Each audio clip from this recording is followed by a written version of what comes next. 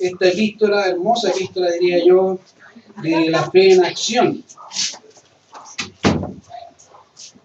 Yo no sé qué tipo de fe tiene usted y espero que sea la correcta, pero una de las cosas que me ha motivado Santiago es ver la práctica de la fe, del creyente. Una de las cosas que a veces le he comentado es que lo que usted cree acerca de Dios es como usted vive. Va a ser la una es con la otra. Si usted cree que hay un Dios todopoderoso, va a vivir ese Dios todopoderoso confiando en que Él va a hacer lo que es necesario que hacer, o no haciendo lo que uno cree que pudiera hacer, sabiendo que Él es todopoderoso, puede hacer cualquier cosa. Si usted cree en un Dios misericordioso, va a vivir demostrando misericordia. Y eso se hace de muchas formas, ¿cierto?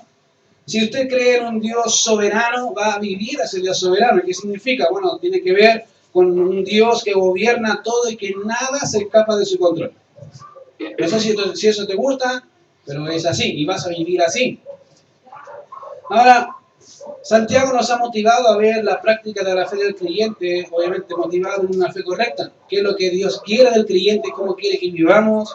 Y obviamente dentro de este libro hemos visto muchas dificultades que la iglesia tenía en ese tiempo. Hoy de hecho todavía las vamos a seguir viendo hoy algunas otras dificultades que el mismo pueblo ahí tenía. Pero una de las cosas que debería motivarte sin duda alguna es el Señor. Yo creo que la cosa más espectacular del cielo no van a ser el cielo mismo. Porque podríamos estar en el cielo y no entender nada del cielo. La cosa más espectacular es estar en la presencia del Señor, de todas las cosas, y verlo ahí y reconocerlo solamente por algunas cosas que vamos a ver. Su costado lavado o profundizado con la marca y sus manos. Yo creo que estar ahí debe ser mejor que estar en el cielo mismo, porque vamos a ver a aquel que murió y resucitó por nosotros. Amén. Y si eso no te motiva, no sé qué otra cosa puede motivarte, pero el cielo no sería el cielo si no está el ejecutor de la obra redentora, o sea, quien nos salvó.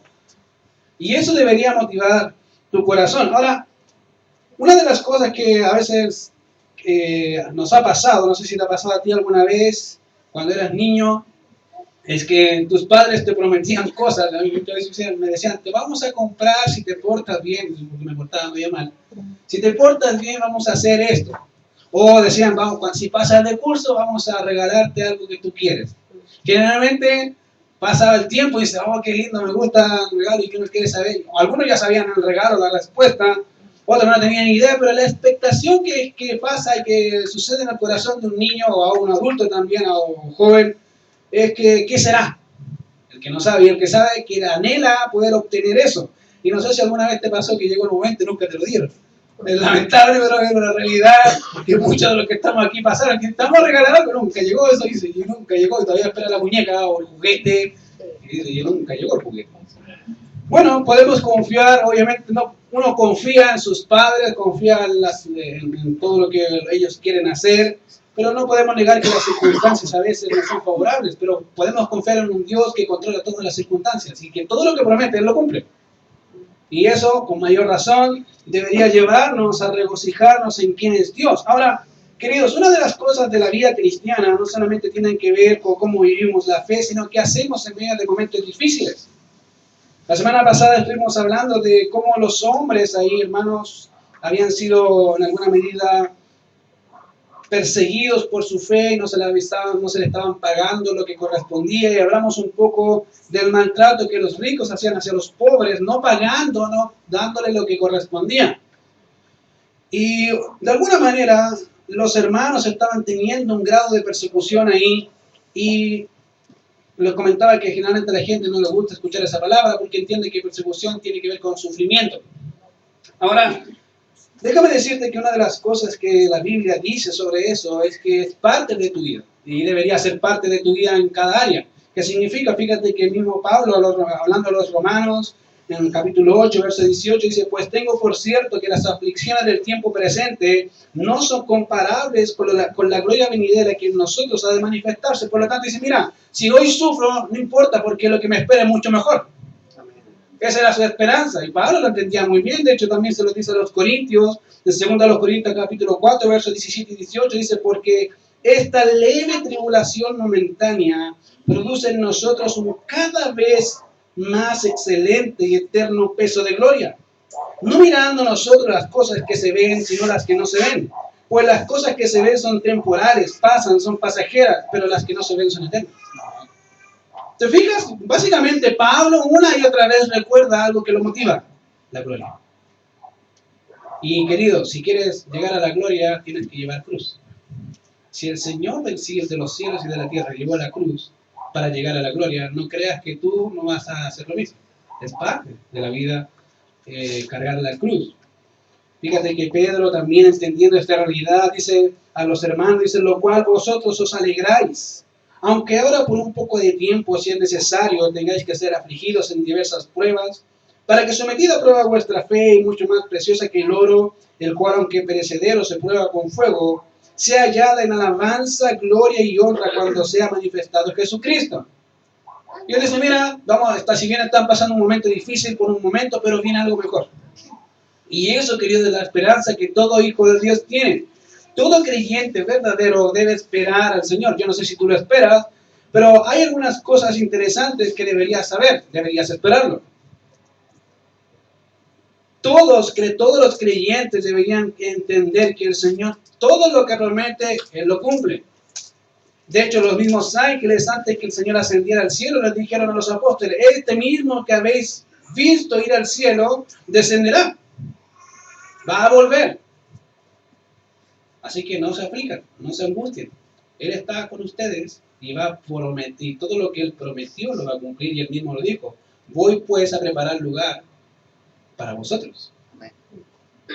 Yo no sé si eso te da gozo, a mí sí, por lo menos digo gracias Señor porque no soy digno de estar allá, pero ahí voy a estar.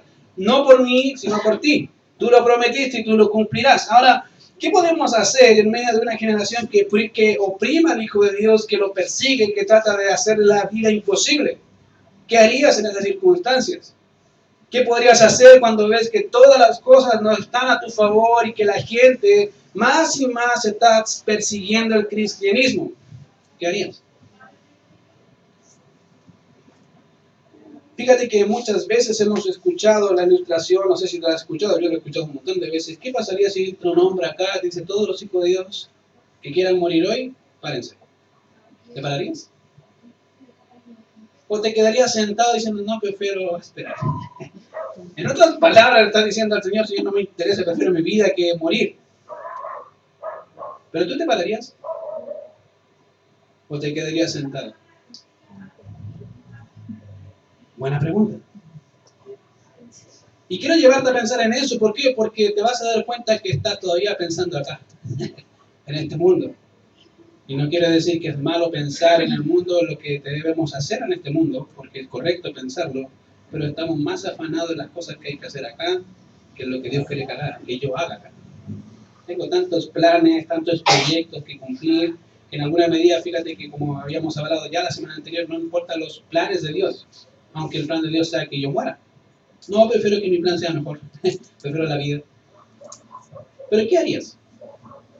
Entonces, ¿qué podemos hacer, queridos, en medio de una generación así que oprima al Hijo de Dios, que trata de callar su boca, y más lo vas a ver? Más y más la gente va a tratar de que tú te calles, de que tú no hables quién es Jesucristo, qué es lo que Él quiere, porque no quieren escuchar el mensaje de salvación. Y es normal, es parte. Ahora, vamos a ver tres cosas importantes con referencia a esta pregunta, en qué podemos hacer. Primero, hay un llamado que practicar. Y fíjate que Santiago llama a la iglesia de esta manera. Por tanto, hermanos míos, o hermanos, tened paciencia hasta la venida del Señor. Mirad cómo el labrador espera el precioso fruto de la tierra, aguardando con paciencia hasta que reciba la lluvia temprana y la tardía. Y ahí está. Creo que es fácil de entender, ¿no? Por tanto, conclusión, estamos terminando.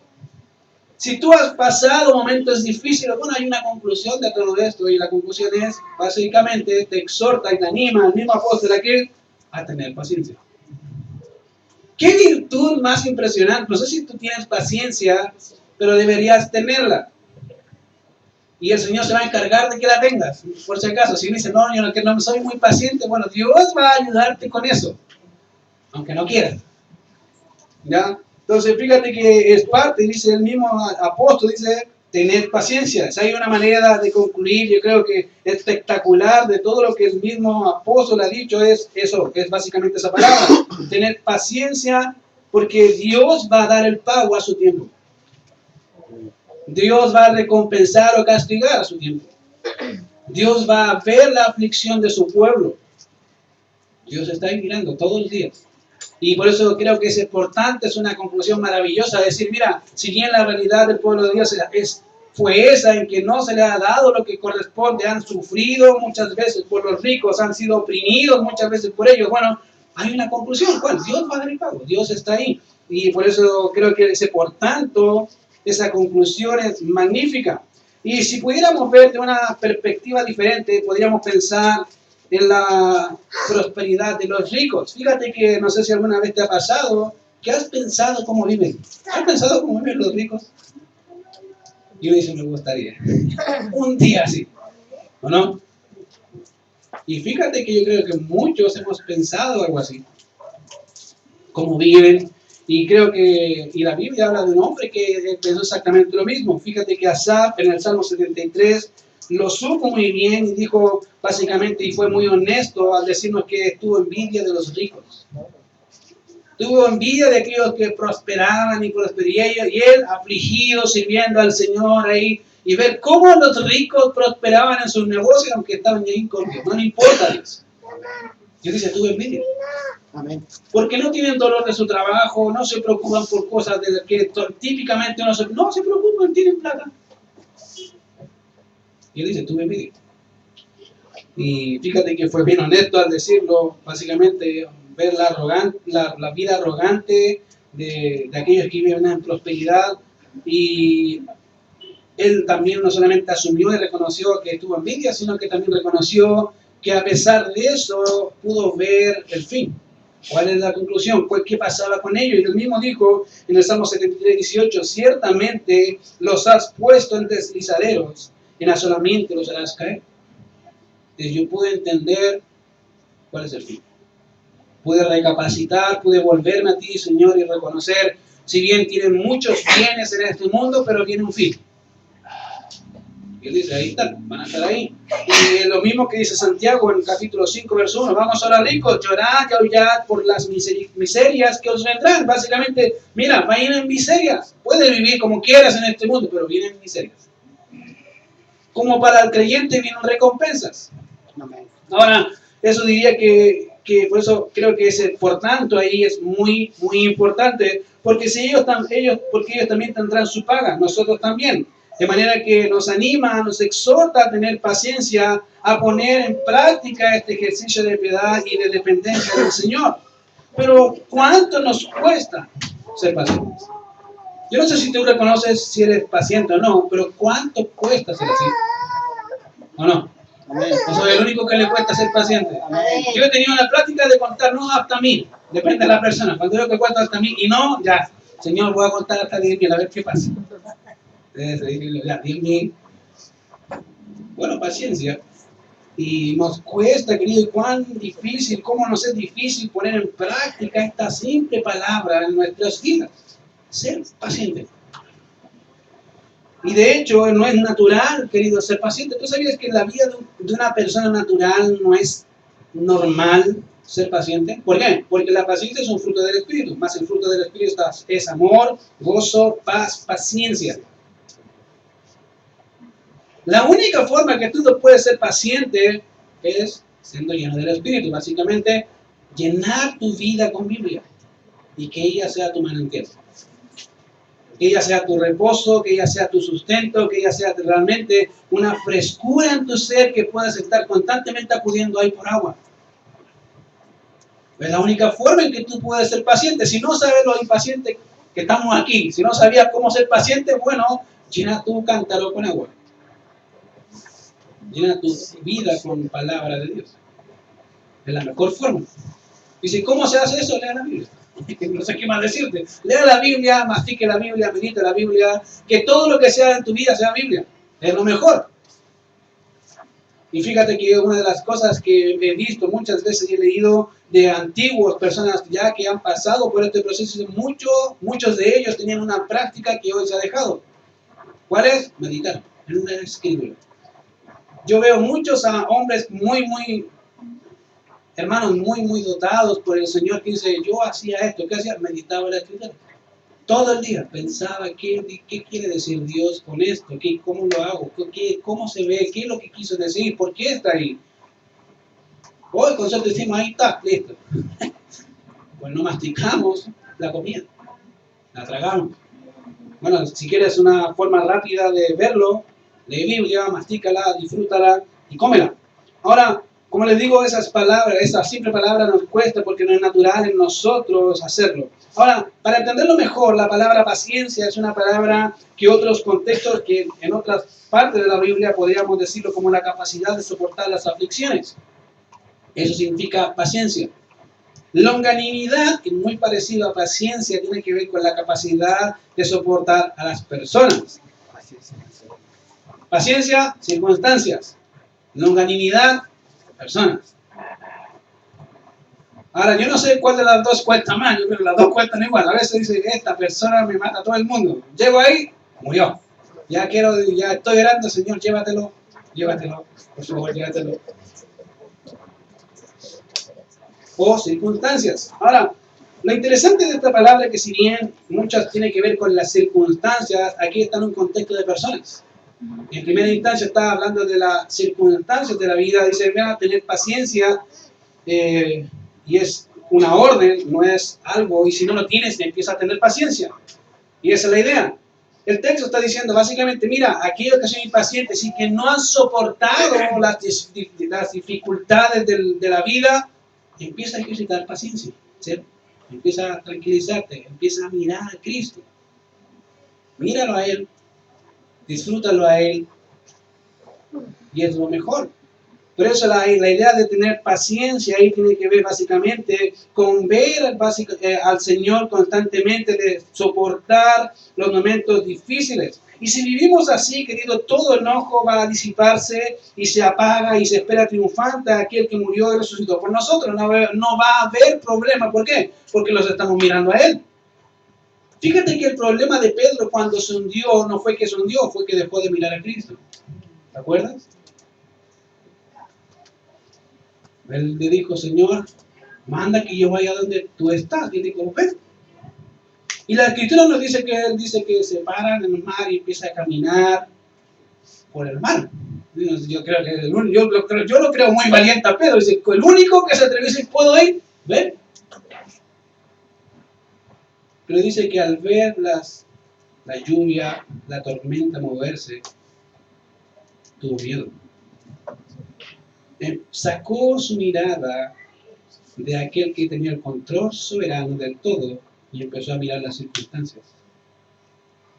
Y se hundió, empezó a hundirse. Y él dijo, y fíjate, un pescador que diga, sálvame, cuando sabe nadar, sabía nadar, Pedro sabía muy bien nadar, que le diga, sálvame porque dejó de mirar a aquel que tenía que mirar, a Cristo.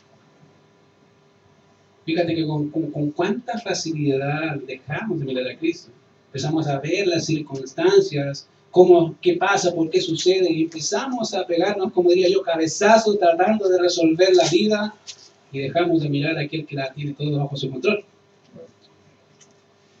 Y eso es lo que pasa, queridos, cuando no miramos al Señor. Estamos mirando, como decía Salomón, bajo el cielo, sin mirar arriba del cielo. Y la vida, sí, sin duda, debe ser una vida afligida, que no tiene mayor esperanza, porque todo lo que ve está bajo el sol. No mira a Dios en medio de ellas. Una pregunta válida, sin duda, que podríamos hacer a este texto es, ¿hasta cuándo, Señor? ¿Hasta cuándo debo tener paciencia? No sé si te has preguntado, ¿hasta cuándo, Señor? Yo creo que muchos dicen, Señor, ya, ¿qué hice yo? A veces me digo, Señor, ¿qué hice yo para merecer semejante castigo de estar con un ser humano que le digo, no entiendo? Señor, dime tú, ¿qué hice? Básicamente estoy preguntando, ¿hasta cuándo debo esperar para tener paciencia? Y yo creo que muchos acá no lo hemos dicho, pero sí lo hemos pensado, ¿hasta cuándo tengo que seguir ser paciente. Bueno, el Señor te da la respuesta, fíjate, ¿hasta cuándo? Hasta la venida del Señor Jesucristo. Amén. Algunos, yo creo, no sé si algunos dicen amén, y yo digo, pucha, tanto. Podría ser hoy día, en realidad, pero es parte.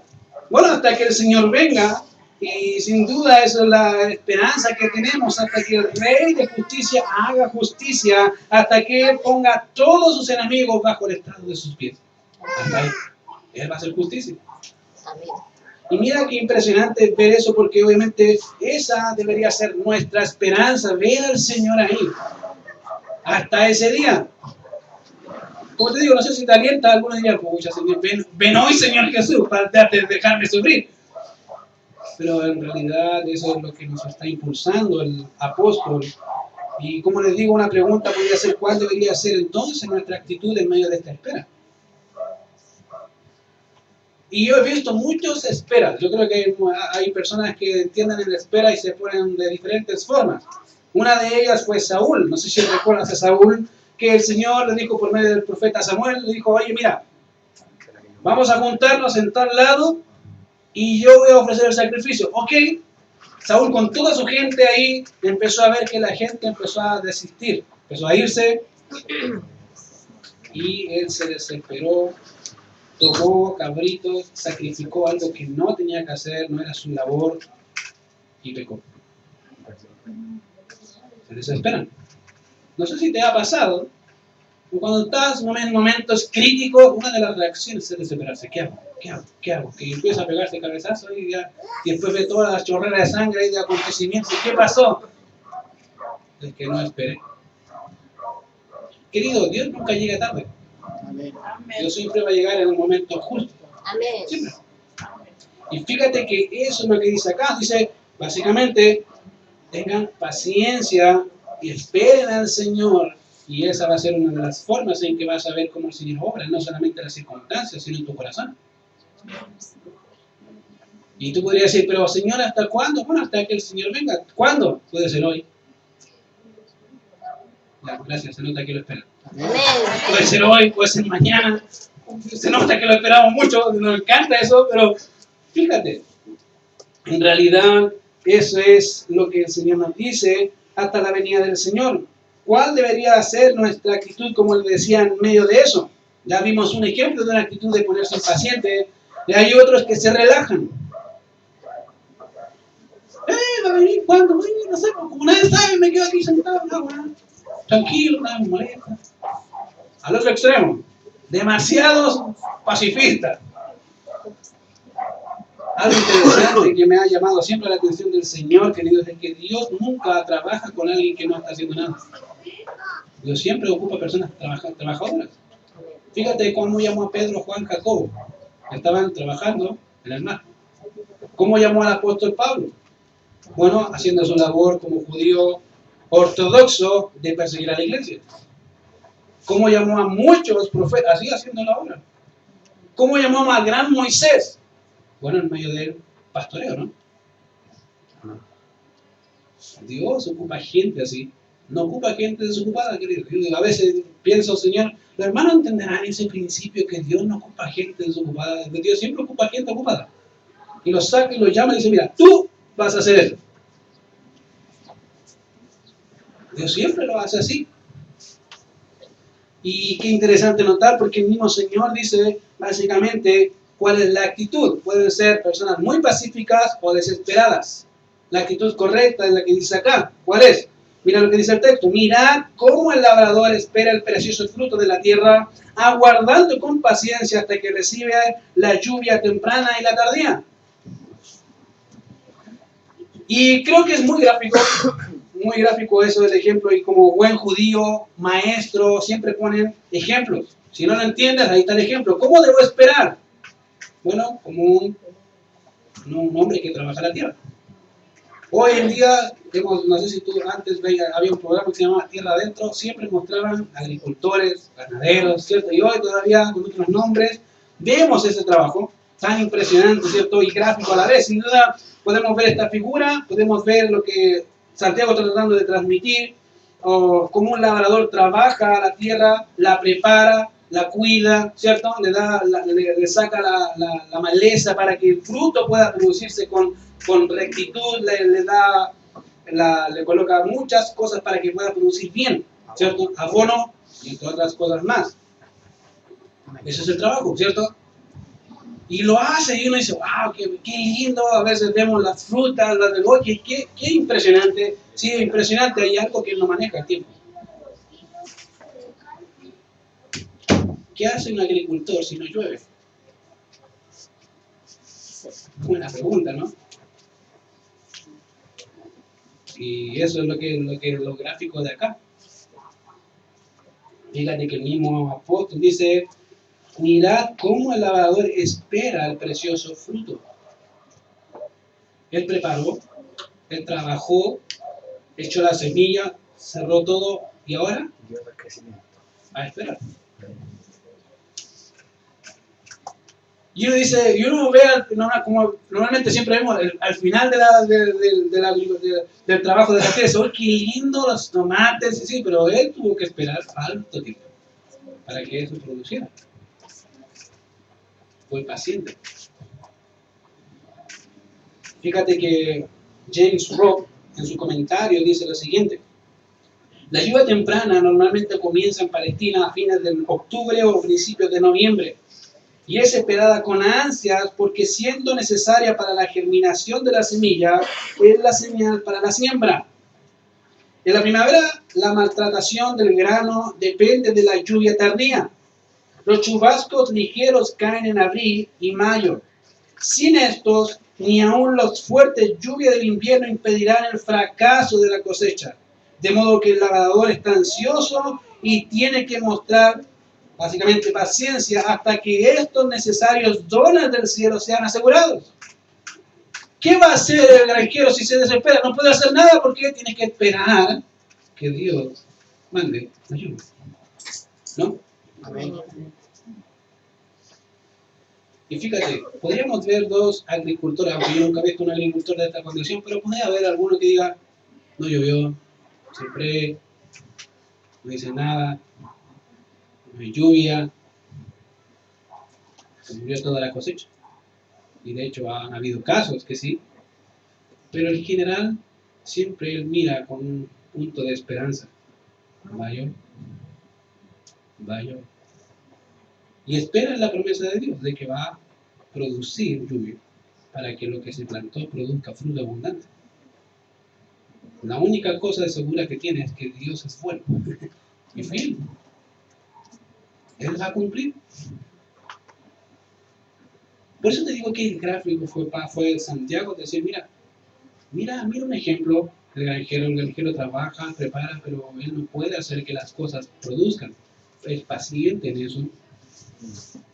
Y te llamo a esa misma paciencia. Mirar cómo el Señor viene. Fíjate qué interesante, porque pensamos que el Señor viene, pero no lo anhelamos que venga. Y Hernando dije, el Señor viene, y Hernando dijo nada. Dije, ya estamos, ya entendí el mensaje. No lo esperamos en realidad. Tratamos de convencernos cuando hablamos del tema. Casi generalmente hablamos de la venida del Señor cuando el texto habla, pero ¿lo has pensado en el día a día? Si somos honestos, casi ninguno de acá lo ha pensado. No pensamos que el Señor venga mañana, o pasado mañana, hoy día, en la tarde, o después del culto, o en el culto. No lo pensamos. No es una realidad que esperamos tan anhelantemente, en realidad, como aquel granjero que espera todos los días a salir la mañana, a ver el sol, la lluvia no viene. Después, más tarde, a las 3, la lluvia no viene. A las 12 de la noche, la lluvia no viene. Al otro día se levanta a hacer exactamente lo para ver si viene la lluvia. En realidad, nosotros no hacemos eso. Nos levantamos todos los días diciendo, hay que ir a trabajar.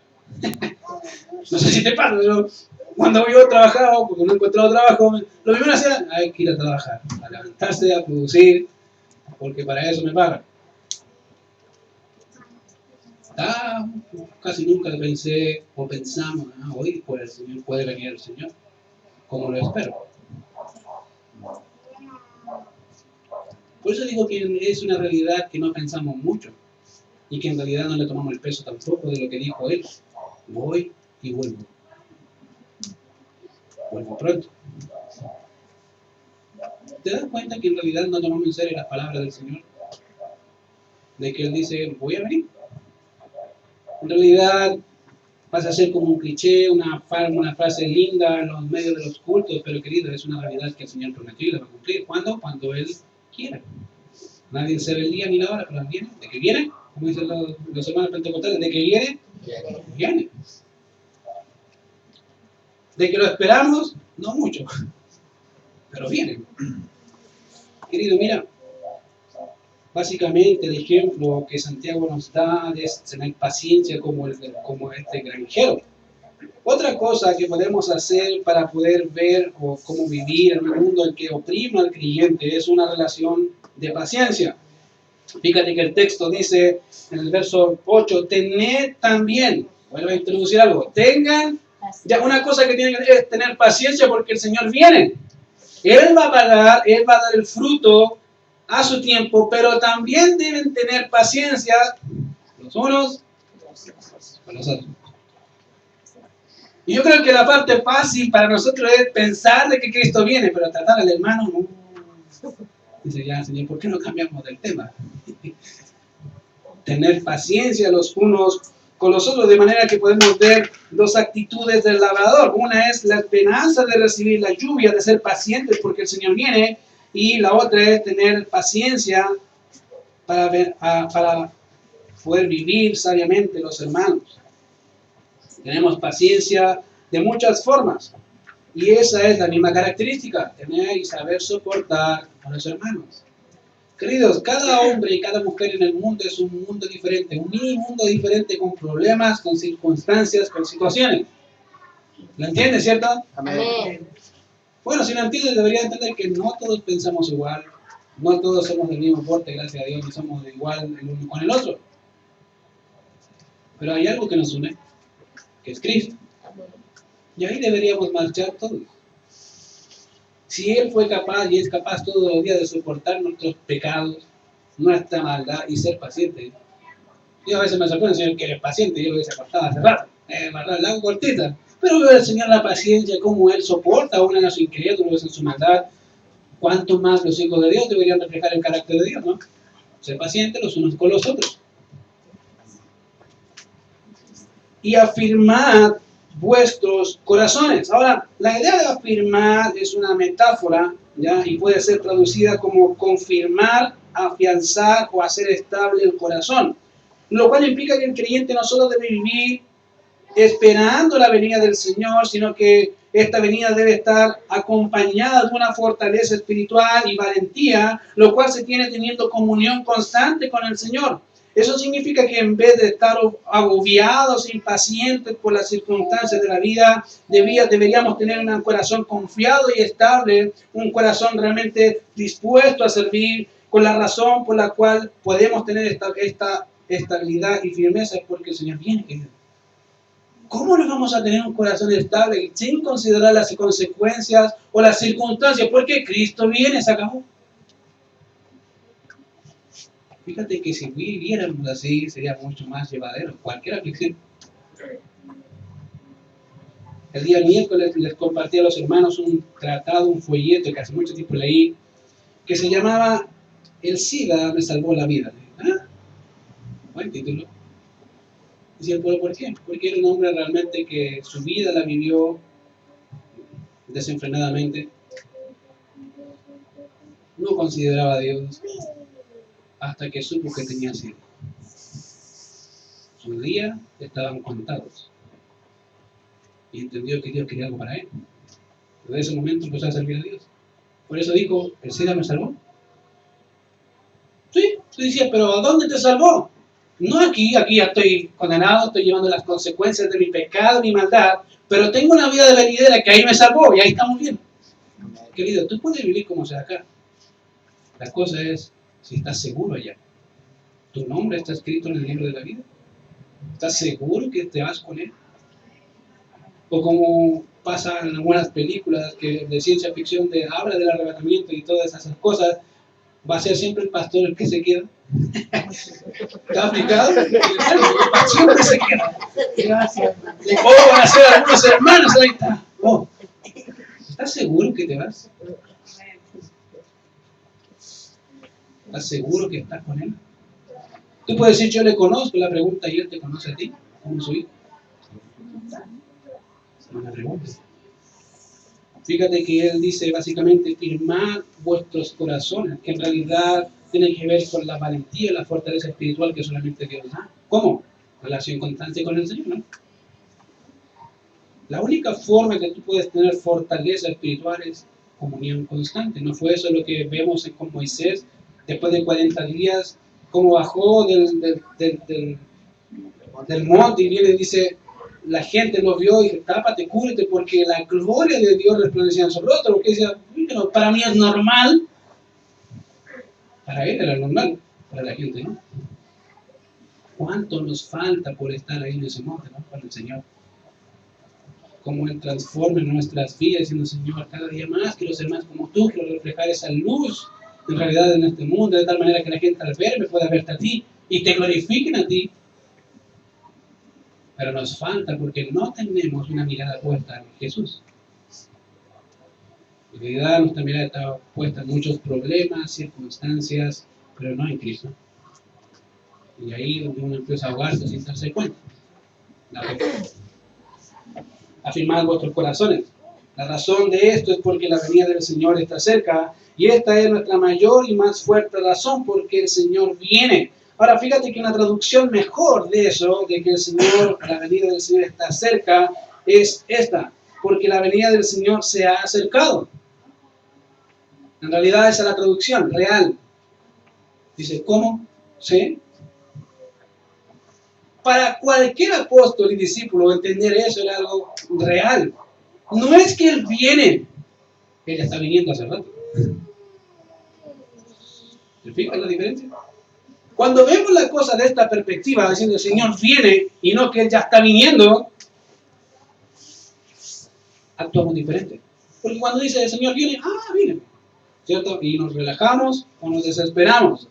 Cuando decimos el Señor está viniendo, la pregunta es ¿cómo me preparo para servirle? ¿Cómo me va a encontrar? Tengo que trabajar. Tengo que hacer su obra, tengo que ser obediente. La idea de Santiago es esa, el Señor está viniendo, está a la puerta. No es lo que pasa cuando dicen voy para la casa, y voy para la casa. Y empiezan a limpiar todo lo que no limpió en el día. La mujer a veces pasa, van visitas. Generalmente las mujeres son más así, van visitas. ¿Qué hace? Empieza a limpiar toda la casa. No la limpió en toda la semana, pero ese día que van visitas, la va a limpiar. ¿Por qué? Porque ¿qué van a decir las visitas, no? Si el baño está cochino, la mujer cochina. O si en la cocina está la mujer. La primera cosa que siempre el baño y la cocina. ¿Por qué? Vienen visitas, ¿no? ¿Cuánto nos enseñó? El Señor viene. Deberíamos actuar así. El Señor viene, ¿cómo lo espero? No es lo mismo que venga. Dios está viendo la tele. Pero a los apóstoles entendían, Pablo entendía muy bien eso, y eso enfatiza obviamente la esperanza inminente que todo hijo de Dios debe tener y debe poseer. Fíjate que si leemos primero a los Corintios 15:52, Pablo nos dice, y nosotros seremos transformados. Para Pablo era una realidad, para él ser transformado, es decir, el Señor viene y voy a estar con él. Puede venir hoy día, Dios lo sabía. Fíjate que fue tan certera y tanta esperanza tenida de que el Señor iba a venir en su tiempo, que a los tesalonicenses le dice, luego nosotros, fíjate, nosotros, no ellos, no ustedes, luego nosotros, me incluyo en eso, los que vivimos, los que hayamos quedado en la tierra, seremos arrebatados juntamente con ellos en las nubes para recibir al Señor en el aire y así estaremos para siempre con Él. ¿Él lo pensaba? Uno dice, qué espectacular el apóstol Pablo. Sí, porque el apóstol Pablo entendía, Cristo viene, ya está viniendo y tenemos que preparar. ¿Cómo vas a hacer como una mujer, como una virgen insensata o prudente? ¿Te acuerdas de esa parábola? Sí, echó un poco de aceite en su cántaro y se apagó. Pero las prudentes dice que llevaban lo necesario. Estaban preparadas. para cuando llegara el esposo poder recibirlo. Creo que muchos estamos más como insensatos que como prudentes. ¿Por qué? Porque pensamos que el Señor viene y no que está viniendo. ¿Te explicas? Querido, el Señor está viniendo, de verdad. Cada vez que a veces escucho personas, viene Cristo, va a venir. Sí, digo, sí, están pasando las señales. Hace rato desde que el Señor se fue, están pasando señales. ¿O no? Piénsalo. La destrucción del año 70 del templo. Señal gráfica. Gráfica. De que el Señor viene, y ellos lo sabían. Y podemos seguir con la historia. Muchos acontecimientos ahí que podríamos decir, el Señor viene, sí, el Señor viene. Sí, hace rato. La cosa es que la gente, el pueblo de Dios no reacciona a que el Señor ya está viniendo, querido. Él viene, la pregunta es, ¿cómo lo esperas? Fíjate que Él refleja eso acá. De manera que para los apóstoles y para cada hijo de Dios es una prioridad. Si bien el Señor viene, ¿cómo lo recibiremos? Y creo que muchos podríamos pensar en estas variadas respuestas. Fíjate, pero el problema de los hermanos acá es que tenían problemas entre ellos mismos como iglesia. Imagínate llegar a una casa, no sé si te ha pasado como visita, y ves que se están agarrando el esposo con la señora. Platos vuelan. No son platillos voladores. Un plato de verdad, plato ahí. Y otro misil. Y uno lo que piensa es, mejor me voy. Porque en realidad, ¿qué estoy haciendo acá, no? Bueno, esa es la idea del texto. Dice, fíjate que el mismo pasaje dice en el verso 9, hermanos, no os quejéis unos contra otros, para que no seáis condenados. He aquí el juez está delante de la puerta. Es gráfico. Y yo creo que para el Señor debe ser muy interesante llegar a una iglesia que todos están peleados con todos. Aquí vengo, ¿qué me importa? Que su bien, no, que no viene, no, que tú hiciste esto, no, que tú hiciste esto otro. Y el Señor dice, ¿y yo? ¿Dónde estoy? Mejor me voy. No me esperen a mí en su propio mundo, combatiendo por diferentes circunstancias. Y obviamente una vida que refleja la paciencia, una vida que espera al Señor y va a tratar de esa paciencia producirla en el pueblo de Dios. ¿Cómo? Bueno, no quejándose. La idea de no quejándose tiene que ver con dejar las quejas. Era algo que estaba pasando, era algo habitual en el pueblo ahí de Santiago. Los hermanos estaban echándose la culpa por las circunstancias. Tú hiciste esto, tú no hiciste esto, tú no dijiste tal cosa, tú no hiciste... ¿Ya? Estaban tan centrados en las circunstancias que Jesús y el Señor no estaban ahí. Y finalmente las peleas pasan, ¿cierto? Empezamos a desenfocarnos de lo que es realmente importante, que es el Señor. Y eso es lo que pasaba acá. Fíjate que el mismo Pablo, hablando de eso, deberían hablar, dicen, no os quejéis los unos a los otros, traten de llevar una vida así. Y el mismo, un hermano llamado Evis Carballosa dice lo siguiente: en lugar de apoyarse y estimularse mutuamente, estaban quejándose y acusándose unos contra otros. Santiago les manda que cesen de inmediato dicha práctica. No es que si quieres, césalo, ya deja de pelear, deja de estar ahí diciendo este hizo, este no, deja de hacerlo, no importa.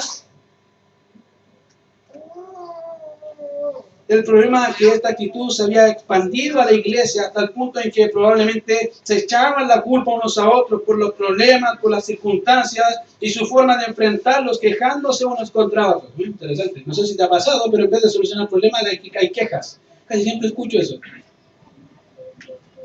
En todo sentido. Adolescentes, niños, los niños no tanto, pero los adolescentes todavía empiezan con las quejabanzas, ¿cierto? Secos para que avanzan, que mi papá me hizo esto, mi papá me pegó, mi papá... Y después cuando ya estamos más grandes, es que me falta dinero, cuando nos casamos es que ella tiene la culpa. O él tiene la culpa. En vez de decir, Señor, ¿cómo arreglamos el punto? Nos atacamos. Consecuencia de la condición caída, ¿no? No asumir la responsabilidad y decir, esto tengo que hacer para mejorarlo. La palabra, fíjate que él dice básicamente, la pregunta era, ¿cuál era el propósito de no quejarse? ¿Por qué debían dejar de quejarse los hermanos? Y él dice, para que no seáis condenados. Y la palabra condenado que está en nuestro texto es la palabra que es clisete. Esa es la palabra en griego. Esta palabra puede ser traducida como condenar, sentenciar o enjuiciar.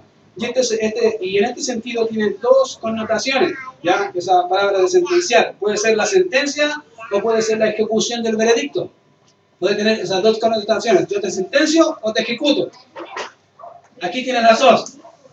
Yo te sentencio y yo te ejecuto. ¿Por qué? Porque no te encontré como debía haber encontrado. En vez de recibirme como debería ser digno, no lo hicieron. Yo los voy a condenar, los voy a enjuiciar, y es la idea. Yo los voy a juzgar con justicia. ¿Qué significa? ¿Perdiste tu salvación? No.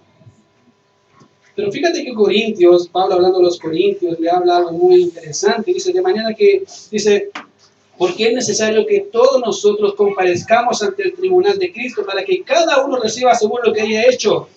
No lo que pensó, lo que haya hecho. Sea bueno o sea malo. Querido, mira, es interesante. Cualquier persona va a tener juicio, todos. El creyente y el incrédulo. El creyente y el incrédulo va a tener un juicio así, en el gran trono blanco, donde va a ser juzgado por las obras que están escritas en los libros y van a ser condenados por no creer en Jesucristo. Pero el creyente también va a pasar por un juicio. Es decir, ¿qué hiciste tú mientras estabas en el cuerpo? ¿Hiciste lo que yo te dije que tenías que hacer? ¿O gastaste mi tiempo, porque tú eres mío, en cosas que no tenías que hacer? ¿Qué hiciste? Buena pregunta. ¿Qué le vas a decir al Señor? Señor, no tuve tiempo. Si todo, ¿cómo no tienes tiempo? Es que Señor tenía tantos afanes, no era yo tu deleite. Es que Señor, tuve problemas en casa, no te di mi sabiduría. Y podríamos seguir con los pregunta, ¿qué le vas a decir? Y quiero ponerte un poco de temor hacia el Señor, porque si algo va a pasar, querido, es que el Señor viene, y gloria a Dios. La pregunta es, ¿qué vas a hacer cuando estés con Él? Ahí ya no hay ahí solamente están las recompensas por las obras. Y tú podrías decir, bueno, Señor, yo hice todo esto para ti, para tu gloria. El Señor decía, a ver, dame tus obras, vamos a pasarlas por fuego. Se quemó todo. Así es. Todo lo que hiciste en el mundo, para mí en realidad lo hiciste para ti. No importa. Eres salvo porque yo soy misericordioso, dice el Señor. Pero pasa. No tienen nada que ofrecer. Yo a eso le llamo a los creyentes pasados a humo. ¿Por qué? ¿Ha visto los pescados ahumados? Que lo dan vuelta y no tiene nada más que ahumado, no tiene nada más que ofrecer. Una vez es creyentes son así, no tiene nada más que ofrecer, pasó hasta bien quemadito, porque Dios es muy misericordioso, Dios dice, bien hijo, paz. O Dios va a decir, ¿hiciste obras? Sí, toma. Si dice, vamos a probarla, prende el fuego, dice, aquí hay algo que permanece, que en realidad fue para mi gloria. Le vas a decir, Señor, es tuyo. Yo quiero llegar al cielo y decir, Señor, mira, esto que es poco, pero tengo algo que presentarle al Rey. Toma, es tuyo. ¿Quién le vas a presentar tú? ¿Quejas? ¿Reclamos? Y puedes hacerlo hasta la eternidad, quejándote, diciendo por qué no se hizo cuando tú podrías haberlo hecho, diciendo por qué no hicimos cuando podrías haberlo hecho, diciendo tantas cosas. ¿Qué le vas a decir a Él? Y si hay algo que muchas veces les he dicho, es que para mí el peso es grande en ese sentido. Es que a veces me pregunto, Señor, prefiero que no vengas. Dice, oye, el hermano carnal, no, porque no quiero decir, Señor, no le llego con las manos vacías, no tengo nada más. Señor, tengo el rocío pelado. ¿Cómo voy a presentarme al Rey de los Siglos con las manos vacías? No podría. Pero a veces vivimos pensando así. Querido, cuánto deseo que el Señor de su iglesia, digo, bien, buen siervo fiel. En lo poco que te di fuiste fiel, a lo mucho, porque hiciste en lo poco lo que yo te pedí. Lo que sabías, lo hiciste. Gloria a Dios. Pasa. Si esa es tu motivación, gloria a Dios. Pero si esa no es tu motivación, te pregunto, ¿qué le vas a decir al Señor? Lo único que yo podría decir que si fuera en mi caso es, Señor, tú eres bueno. Y gloria a Dios. Perdón porque pudiendo haber hecho más, no lo hice, pero quiero hacer. Te doy gracias porque hoy todavía tengo tiempo. La pregunta es, ¿qué vas a hacer? Y fíjate, dice, he aquí el juez está delante de la puerta y está listo, pronto para venir.